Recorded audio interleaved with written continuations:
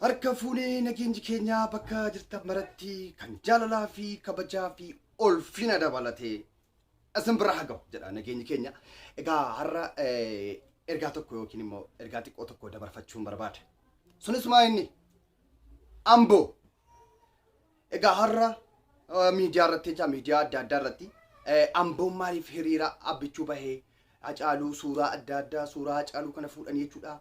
Firfirsaa jiru jechuudha waan ajaa'ibaati nama akkanaatu jira nu keessa jechuudha barammaa kana. Kanarraa mee isin maal jettu yaada keessanis koomentii irratti naaf barreessaa yaa Oromoo yaa dhiiga kiyya hundi keessan jechuudha. Waan ajaa'iba tokko tokko anis hamman dandeettii kootii isiniif dubbachuun barbaada. Amboo gaafa jennu yeroodhuma maqaa isaatti buuteeyyuu oguruma maqaa isaatti buuteeyyuu nama naasisa maaliifi dhiira jechuudha. Dhiira akkanuma nama naasisa jechuudha. Onnee nama fuudhas. Kanaafuu dhiira gaafa xiiqii yoo qabsoo ta'es yoo itti du'uu ta'es yoo itti dhumuu ta'es yoo maaluu ta'en Oromoon naannoo kamuyyuu Amboodhaan of qixxeessuu hin danda'u. Dhugaa jirtu dubbachuunis gaariidha jechuudha. Amboo gaafa xiiqii dhiira gaafa xiiqii jechuudha. Kan duubatti hin jenne jechuudha. Kanaafi ummanni kun ummanni Amboo kun ummata qeerroon Amboo kun ummata dhugaa beekuudha. Ummata safuu beekuudha. Ummata ofiin of ajajuu danda'uudha. Ummata namaan hoogganamu osoo hin taane ummata ofiin of hoogganuudha. Ummanni kun beektota qabna baay'ee qabna jechuudha warra sana keessa warra Amboo kana keessa. Har'a jalqabee osoo hin taane seenaatu dubbata waa'ee Amboo jechuudha. Seenaa Amboo hin qabdu jechuudha. Goota baay'ee kan nu dhalchite Amboodha. Kan lafee baay'een itti cabe Amboodha. Kanaafu namaan hin hoogganaman jarri. Nama iyyuu hoogganu akkas jechuudha. Ofiin nama of hoogganu jechuudha. Namni namaan hoogganamu rakkoodha. Gaafa namtichi sun hin jirre kufuu danda'a jechuudha. Kanaaf ummanni kun ummata ofiin of hoogganuudha. Karaa isa baasuuf karaa isa hin baamne ummata adda baasee beekuudha. Beektota baay'ees qabu. Aanaan ta'uu hin taane seenaatu dubbata jechuudha. Seenaa Amboo. Kanaafu amma hiriira kana maaf baatu jedhee jigirri isaan jechuudha. Uummanni tokko tokko argaa jirtu miidiyaa irratti suuraa Hacaaluu jechuudha. Hacaaluun onnee Oromoo maraa keessa jira. Hacaaluun onnee Itoophiyaawii muluu keessa jira. Awurooppaa dabalatee jechuudha. Faranjoota dabalatee. Namni Hacaaluu jibbu hin jiru. Namni Hacaaluuf hin booyin hin jiru. Namni hin madaayin hin jiru yaa jaran. Haa ta'u malee tuttuqanii ummata miidhuun kun siyaasaan dalagachuun kun du'aallee jechuudha. Boolla keessa akka inni nagaan hin ciifnellee isa waan jirre godhaa jiran ulaalaa jirtu jechuudha. Duraanis waan jirri jedhaa turan Amboon sirriitti beekti. Qeerroon Amboo sirriitti beekti jechuudha. Hacaaluu isin hadha sobdanii dhugaa fakkeessanii siyaasaa ittiin dalagataa jirtanu. Duris waan Hacaaluu waan jedhaa turtan qeerroon Amboo sirriitti beekti. Hacaaluun gantuudha feerroo bittaa waan biraatti jijjiirta jettanii maqaa adda addaa itti moggaaftanii biltsiginaa bitta jettanii jechuudha. Waan jedhaa turtanis qeerroon ni beekti Amboon. Kanaaf soba keessan hin deeggartu laal qeerroon Amboo. Sobaan namni deerbaadhee oofuu hin danda'u jechuudha. Ummata beekaa, ummata hayyuu qabeessa. Ummata ilaalee beeku, ummata dhagahee adda baafachuu beeku, ummata ilaalee adda baafachuu beeku jechuudha. Soba isin kaleessa sobaa turtan sanas sobdanii har'a garuu ajandaa godhatanii adda siyaasaan illee dalagaa jirtu jechuudha. Siyaasa gootanii jechuudha. Du'aa namaallee jechuudha. Du'aa namaallee boolla keessa akka hin nagaan hin ciibne isa godhaa jirtu jechuudha. Dhugaadha isin Hacaaluuf miti ittiin nagadachuuf, ittiin buluuf, ittiin waa argachuuf jecha ummata wal nyaachisaa jirtu nama du'ellee ciisa dhowwaa jirtu jechuudha. Baay'ee nama qaanfachiisa, baay'ee nama saalfachiisa wallaahi laazim jechuudha. Kanaafu qeerroon Amboo dhugaa keessaniif soba keessan adda baaftee beekti jechuudha. Haadha suuraa mirmirsuun keessan sobdanii jechuudha. Gatii qeerroon Amboo ummanni Amboo hiriira deeggarsa Abiyyiif bahedha.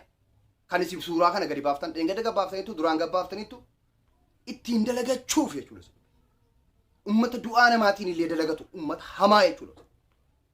Nama akkamii akka rabbiin nu keessatti uume Oromoo waliin jedhamne waamamne kana rakkoo gaafii natti ta'a yeroo tokko jechuudha. Abbaa fete qeequus hin dandeessa dubbachuus hin dandeessa. Haa ta'u malee du'aa namaatiin garuu nagadachuun kun baay'ee ulfaata yaa jaran. Baay'ee ulfaata akka kotti. Waa biraatiin osoo dalagattanii maqaa isaa osoo inni jiru maal jedha akka turtan har'a immoo maal jedha akka jirtan argaa jirra jechuudha. Soba keessan kana Oromoon marti isin irratti beeka jechuudha. Marti isin irratti beeka. Wallaalaan haddii kanaa hin jiru.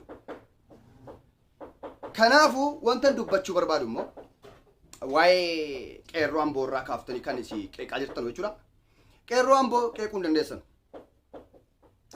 Dandeettii qeerroo Amboo tokko tuqxu hin qabdan.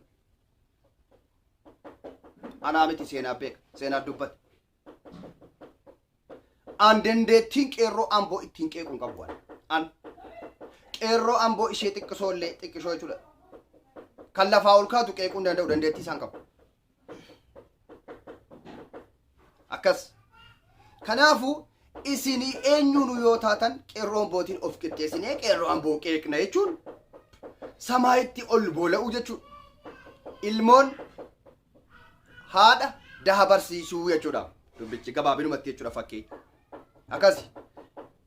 Ilmoon daha haadha barsiisuu jechuudha. Isin deebitanii qeerroo Amboo hoogganna jettanii waan adda addaa jechuun akkasi jechuudha fakkeenyi isaa. Kanaafi afaanuma jara ittiin qeeqxan hin qabdan. Afaanuma shawaa ittiin qeeqxan hin qabdan jechuudha. Uummanni kun uummata safuudhaan buluudha. Uummata giidoon buluu miti. Uummata ilaalee hubatuudha. Uummata dhaggeeffatee ajaaf gaarii adda baafatuudha. Yoommoo qabsoo ta'es, yoo maaluu ta'es, yoo Oromoof miidhamuu ta'es, uummata kana of qixxeessuu hin dandeessan. Samaayiidhaaf harriidha jechuudha. Kanaaf warra garuu yeroo maqaa nama du'eetiin immoo yaa Amboo, yaa qeerroo Amboo, Hacaaluu tokko kanatti argitu. Hacaaluu Abiyyi ajjeesuu beektaa? Beektaa maa? Maaliin beekta? Rabbi beeka jechuudha. Hacaaluutu Abiyyi harka keessa qaba. Abiyyi tajjeessinaan jedhame. Guyyaa tokkoof maqaa biyyee dha'uuf narratti harama. Kakadheen isiniif himaa jechuudha. Garuu cubbuu namarraan kaayin cubbuu fuutee namarra keessa taanaan yoomuu naman taatus bakka namaas hin geessus jechuudha. Cubbuudhaan hin deeminaa. Footoshooppiin hin deeminaa. Waan akkasii miti dhugaarratti hundaa'eeti kan uummanni Amboo kan hadha hiriira ba'e. Dhugaarratti hundaa'ee jiraata. Eenyuun hin sodaatu. Eenyuus hin sodaanne takka Amboon. Kanaafuu gaafa Jimmaan ba'e Jimmarra waa keessu. Jimmatu kuulloodha kana kuulloodha. Waan goota nu dhabdan jechuudha isin. Hiriira giddii jettu fa'i. Hiriira giddii dhiisi. Namni akkam hiriira giddiidhaan ba'a. Yaa biyyaa. Yaa biyyaa kun eessa biyya kam jira ishee wanta kana. Giddiidhaan hiriira bayyana hiriira kan baamu jira. Kakadheen isiniif hima wallaahi billaahi ofiin. An taa'an bule ija kanaan jechuudha. Ija osoo hin rafinan bule. Maaliif?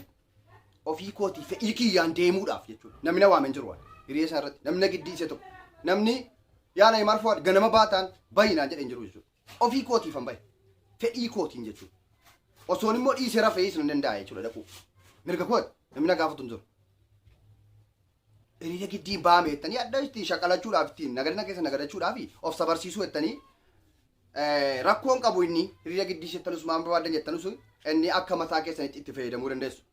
Ittiin nagadachuu dandeessu. Uummata gowwaa ittiin gowwoomsuu dandeessu jechuudha. Gowwaa akka keessan baay'eetu jira waan ta'eef.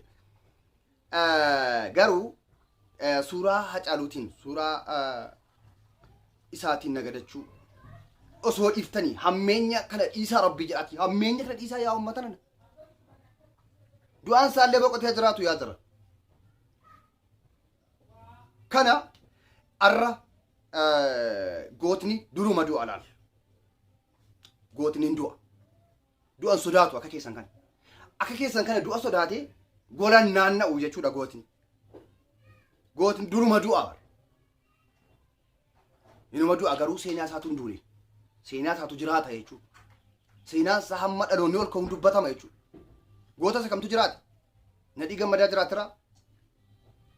Taaddasaa Birruu jiraatira? Fakkee tokko laala. Hin jiraan dhiirri duruma duuti jechuudha. Dhiirri gaafuma dhalatu duute laala. Dhiira isii jechuun daasfooraa kana biyya faranjii teessee jechuudha. raammoodhaa fi hantuuta walitti qabdee nyaataa jechuudha. Gola keessa dhokattee kanatu dhiira jedhama. Dhiira keessaan kana jechuudha. Jireenya barbaadu jechuudha. Nama ficcisiisee ofii isaatii jireenya barbaadu jechuudha.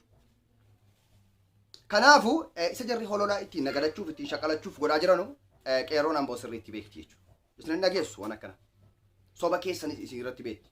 Kaleessa maal akka taatan, kaleessa hacaaluun maal jedhaa akka turtan, hadhammoo maal akka jedhaa kana Oromoon hin beekottaniiti.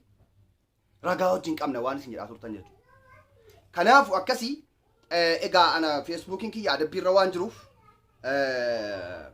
asiin isiniif viidiyoo waraabuu na dirqisiise jechuudha. Facebookiin kiyya yeroo hunda adabamaa jira jechuudha. Maaliif waan liinkii YouTube achirratti gadhiisuuf yookiin laxxafuuf na adabaa jira.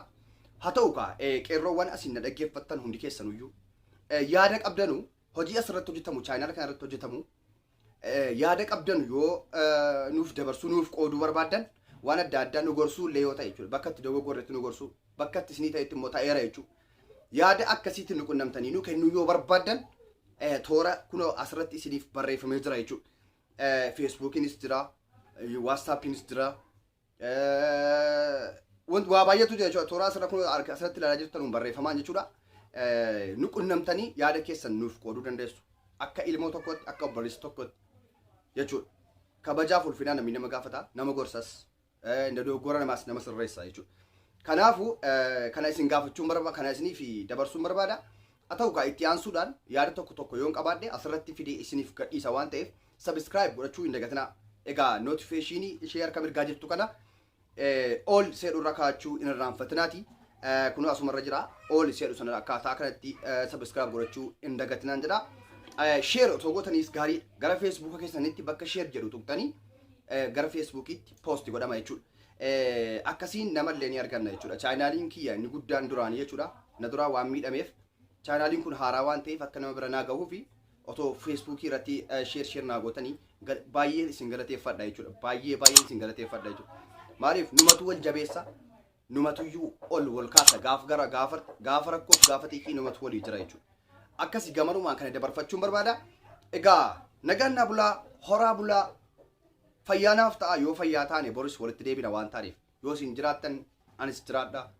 Kanaafuu bye bye. Neymar Fuad isin jaallata isin kabaja. Haa ta'u kunis jennee silas waaqa koma ture waan ni jedhe didure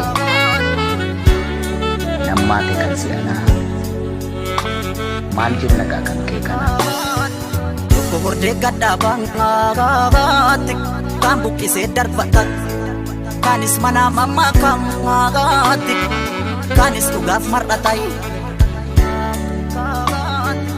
otoo kan qotee jiru kan hamuufamtuu qarangaa gariin hiikoo sara dhabeet tabjootee dhabduu dharangaatti garatee nuuf himai gaa'eenyu nuuf himaat ti wallaallee dubbii baraat ti wallaallee dubbii barai